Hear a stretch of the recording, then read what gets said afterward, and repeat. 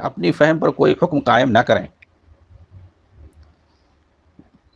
نوجوانوں، بطور خاص چھوٹے طلباء کو کہوں گا کہ آپ صرف کتابوں پر اعتماد نہ کریں، کیونکہ کہا گیا ہے کہ جس کا شیخ کتاب ہے اس کی ہاں غلطیاں زیادہ ہوتی ہیں۔ اسی لیے ایک نیم حکیم بندہ نے کتاب کو پڑھ کر کے وہ علاج کرتا تھا۔ جھولا چھاپ ڈاکٹر جیسے ہوتے ہیں، مارکیٹ میں ہر سال جو نئی کتاب آتی ہے وہی خرید لیتے ہیں اور وہی دے کر کے دوا کرتے ہیں۔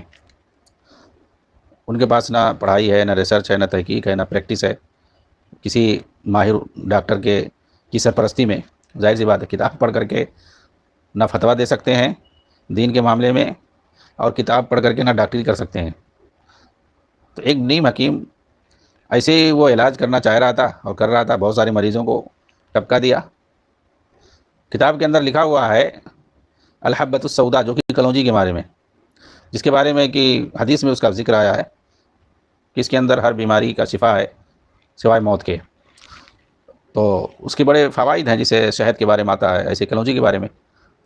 تو اس نے الحبۃ السوداء اس کو جو ہے الحیہ پڑھ لیا۔ اب ظاہر سی بات ہے جو پڑھے گا اسی طرح علاج کرے گا، اور الحیۃ السوداء کا مطلب ہے کالا سانپ۔ اب وہ کیا کیا، کالا سانپ مار کر کے اس کو جو پیس کر کے پلانا شروع کر دیا لوگوں کو۔ تو جس کو پلاتا وہ ٹپک جاتا جا کر کے کچھ دیر میں۔ تو کیا یہ پڑھنے سے نقصان ہوا؟ کیونکہ جب ہم استاد کے سامنے جب سیکھتے ہیں کوئی چیز پڑھ کر کے، تو ظاہر سی بات وہ اپنے تجربے کی بات بتاتا ہے اور اس کو سمجھاتا ہے صحیح سے، معنی بھی صحیح سمجھائے گا اور اپنے تجربے کی روشنی میں سمجھائے گا اور دوسری کتابوں کی تشریحات کی روشنی میں سمجھائے گا، تو باتیں اچھی طرح سے سمجھ میں آ جائیں گی۔ اپنی فہم پر پڑھ کر کے اور اپنے فہم پر کوئی حکم قائم نہ کرو۔ اور پھر اس کے بعد کہا کہ کتابوں پر مکمل بھروسہ نہ کرو۔ کتابیں پڑھو لیکن کسی کی رہنمائی میں پڑھو، اور خاص طور سے اصول کی کتابیں اگر ہیں تو کسی کی رہنمائی میں پڑھو، تاکہ اس کا پورا جو ہے فائدہ حاصل ہو۔ کہہ رہے ہیں کہ جو کتابوں سے علم سیکھتا ہے تو اس سے غلطیاں بہت ہوتی ہیں، یعنی جو کتاب کو اپنا شیخ بنا لے۔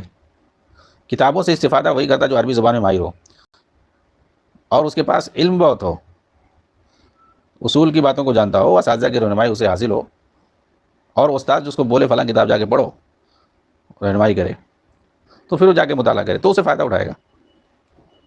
مگر جہاں تک چھوٹے طالب علموں کی بات ہے، عام الناس کی بات ہے، تو ان کے لیے کسی شیخ کی شاگردی ضروری ہے پہلے۔ کہتے ہیں مجھے لگتا ہے کہ سائل نے کچھ مطالعہ ضرور کیا ہے مگر کلام کو ٹھیک ٹھاک یا ٹھیک ڈھنگ سے سمجھ نہیں سکا، اس لیے اس پر ضروری ہے کہ وہ جس کتاب کو پڑھا ہے اس کی عبارت اور قاعدہ کسی عالم دین پر پیش کرے تاکہ اس سے سمجھ لے۔ میری نصیحت ہے کہ حداد یعنی محمود الحداد جیسا مت بنو، علم و فتویٰ کے میدان میں زیادہ جسارت نہ کرو۔